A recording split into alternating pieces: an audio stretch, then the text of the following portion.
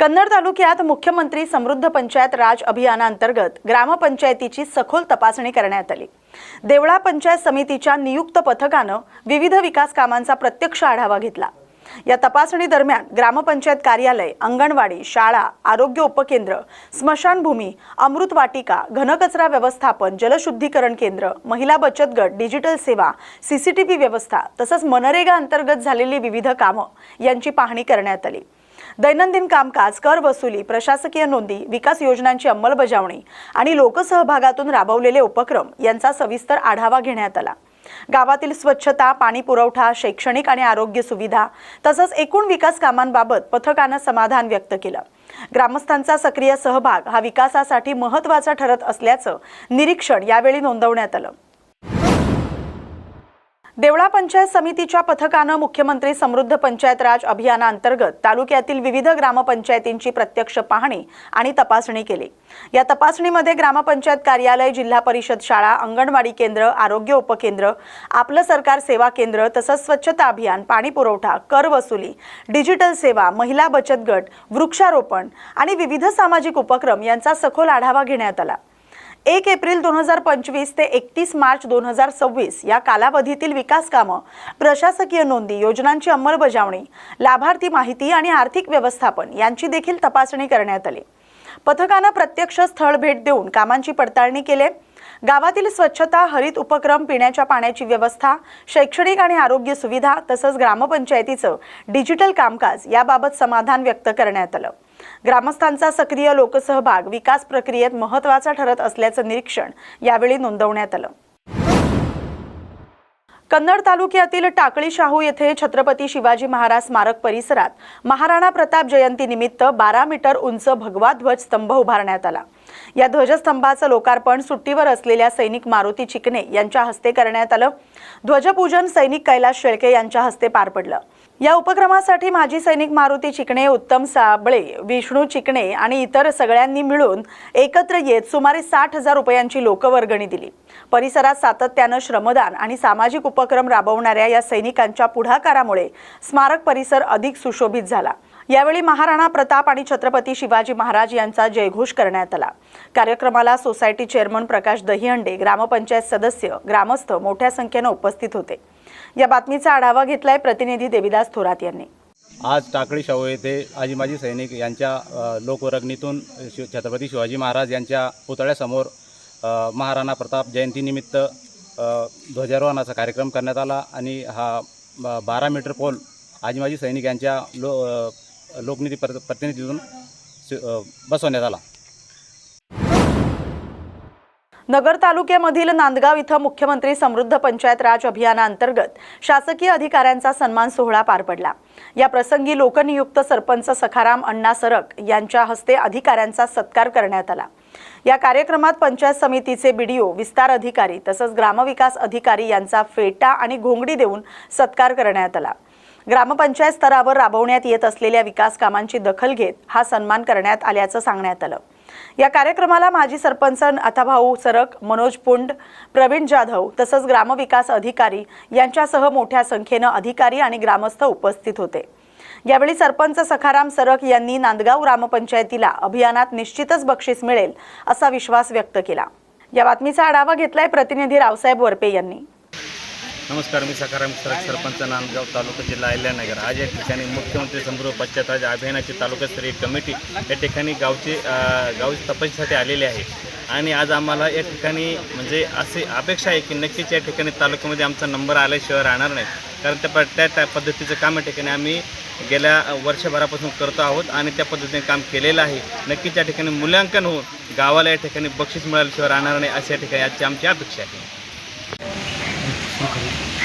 हो, आज ग्रामपंचायत नांदगाव या ठिकाणी मुख्यमंत्री समृद्ध पंचायत राज अभियानाचं मूल्यमापन करण्यासाठी तालुकास्तरीय मूल्यमापन समिती या ठिकाणी दाखल झालेली आहे। यामध्ये या गावचं ज्या इंडिकेटरमध्ये काम करण्यात आलेलं आहे त्याचं प्रत्यक्ष एकदा ऑफलाईन संचिका पाहून गावामध्ये ज्या सरपंचांनी या सर्व टीमनी जे उपक्रम राबवलेले आहे त्याचं मूल्यमापन आपण या ठिकाणी करणार आहोत आणि त्याचं प्रत्यक्षदर्शनी मूल्यमापन पारदर्शकपणे होईल असं या ठिकाणी मी सांगतो।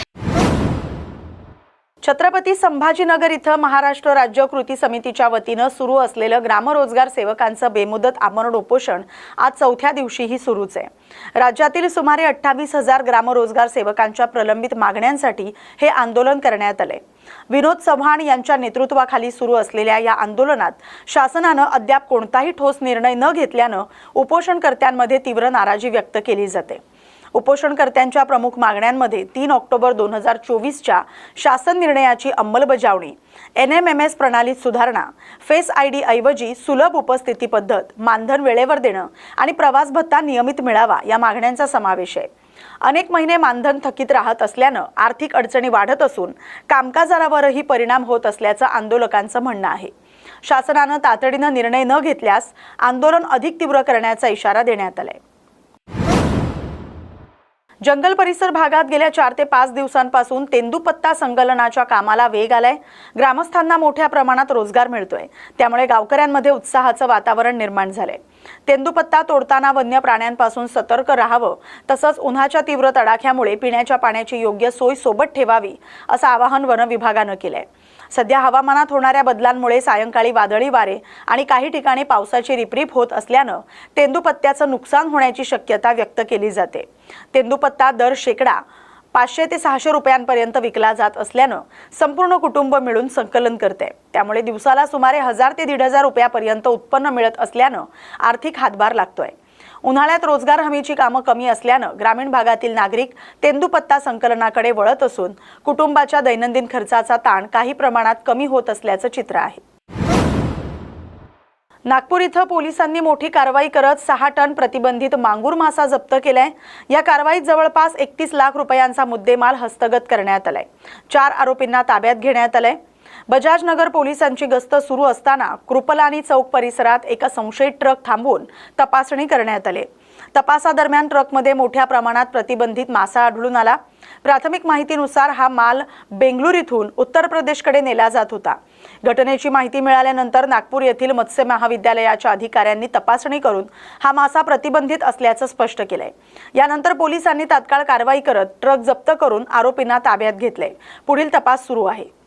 बजाजनगर पोलीस स्टेशनला म्हणजे आम्हाला 6 तारखेच्या रात्री गुप्त बातमीदाराने खबर दिली की शासनाने प्रतिबंधित केलेले मांगूर मासे, ज्याला कॅटफिश पण म्हटलं जातं, जे खाण्यास प्रतिबंधित केलेले आहे, अशा माशांचा एक ट्रक, त्याचा क्रमांक KA 672967 हा आमच्या इथून जात आहे। तर कृपलानी चौकात आम्ही त्या ट्रकाला थांबून त्याची पाहणी केली असता त्यामध्ये मांगूर जातीचे मासे मिळून आले।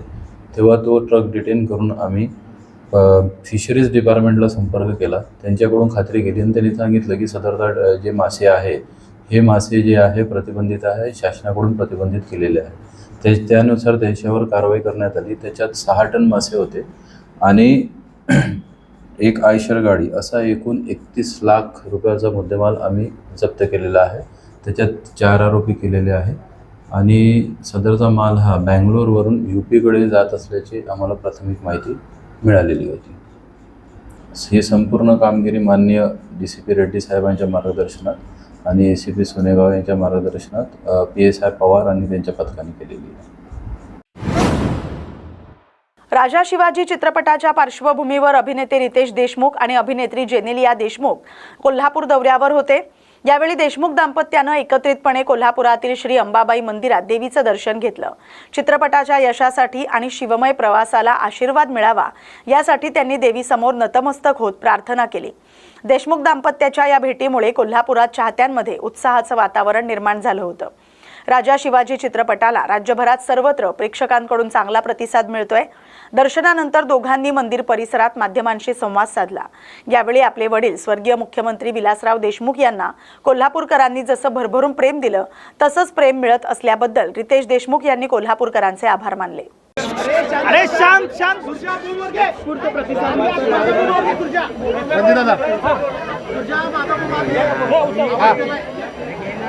नवीन चित्रपट आला नाही। खरं म्हणजे आपले आराध्यदैवत छत्रपती शिवाजी महाराजांच्या शौर्यगाथेवरती हा चित्रपट राजा शिवाजी आम्ही 1 मे रोजी महाराष्ट्रभर, भारतभर आणि जगभर प्रदर्शित केला।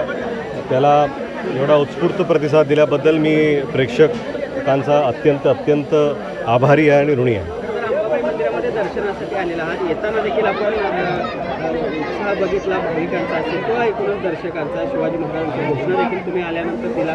कसा एकूणच हा सगळा अनुभव? नाही, खरं म्हणजे अंबाबाई आईचं दर्शन घेणं कोल्हापूर आलं तर घ्यावंच लागतं आणि घ्यायलाच पाहिजे. त्यांच्या आशीर्वादामुळेच आपण पुढे जात असतो. आणि इथे आल्यानंतर आपले आराध्य दैवत छत्रपती शिवाजी महाराजांचा जयघोष पण ऐकायला मिळतो ह्या मंदिराच्या परिसरात. याच्यापेक्षा चांगली गोष्ट काय असू शकते. आणि इथं सगळे दर्शन घेण्यासाठी आलेलेच आहेत, त्यात आम्ही पण आहोत. पश्चिम महाराष्ट्राकरता चित्रपटासाठी एक सेंटर मांडलं जातं प्रमोशनसाठी. आपण सुद्धा आलात. कशा पद्धतीने लोकांमध्ये कसं? नाही, खरं म्हणजे मराठी चित्रपट जेव्हा प्रदर्शित होतो तेव्हा प्रत्येक भाग हा वेगळा रिॲक्ट होतो. मुंबई ठाणे हे वेगळे रिॲक्ट करतात, पुणे वेगळे रिॲक्ट करतात, पश्चिम महाराष्ट्रामध्ये कोल्हापूर सातारा सांगली हे वेगळे रिॲक्ट करतात. प्रत्येक भागाचं आपलं एक काय म्हणतात त्याला रिॲक्ट करण्याची प्रवृत्ती असेल आणि आपुलकी वेगळी आहे. तर ह्या भागात मी नेहमीच येतो जेव्हा चित्रपट इतर वेळाही येतो. पण कोल्हापूरकरांचं प्रेम हे सातत्याने माझ्या वडिलांनाही लाभलेलं आहे आणि आता मलाही लाभतं, त्याबद्दल मी आभारी आहे. दादा, इतर चित्रपटांच्या प्रमोशनाच्या निमित्ताने देखील कोल्हापूरमध्ये आलेला आहात. याआधी देखील अंबाबाई मंदिरामध्ये दर्शन. मात्र राजा शिवाजी चित्रपटानंतर काय नेमकं बदल म्हणजे त्यांचा अनुभव आहे किंवा कशा पद्धतीचे बदल दिसतात? कशामध्ये बदल? म्हणजे चित्रपटाच्या अनुषंगाने ज्या काही प्रतिक्रिया येत आहेत चाहत्यांच्या. नाही, कसं आहे की एक तर चित्रपट वेगळे आणि शिवाजी महाराजांचे नाही, महाराजांबद्दलच्या भावना ह्या वेगळ्या आहेत प्रेक्षकांच्या सुद्धा. हा जास्त जिव्हाळ्याचा विषय सगळ्यांसाठीच आहे. म्हणून जेव्हा प्रेक्षक हा चित्रपट पाहतात तेव्हा जास्त आपुलकीने पाहतात आणि त्यांचे सगळे रिॲक्शन्स हे खरंच आशीर्वादासारखे मिळतात आम्हाला. आम्ही ते घेतो. थँक्यू.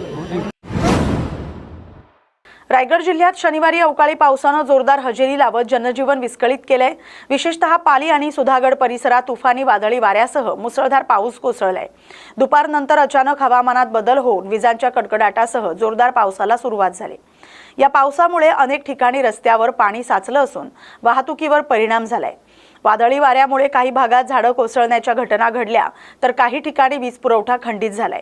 अचानक आलेल्या पावसामुळे बाजारपेठांमध्ये नागरिकांची धावपळ उडाली तर शेतकऱ्यांमध्ये आंबा, काजू आणि भाजीपाला पिकांच्या नुकसानीची भीती निर्माण झाली. प्रशासनाकडून नागरिकांना सतर्क राहण्याचं आवाहन करण्यात आलंय. कोसळलेली झाडं हटवण्याचं काम सुरू आहे.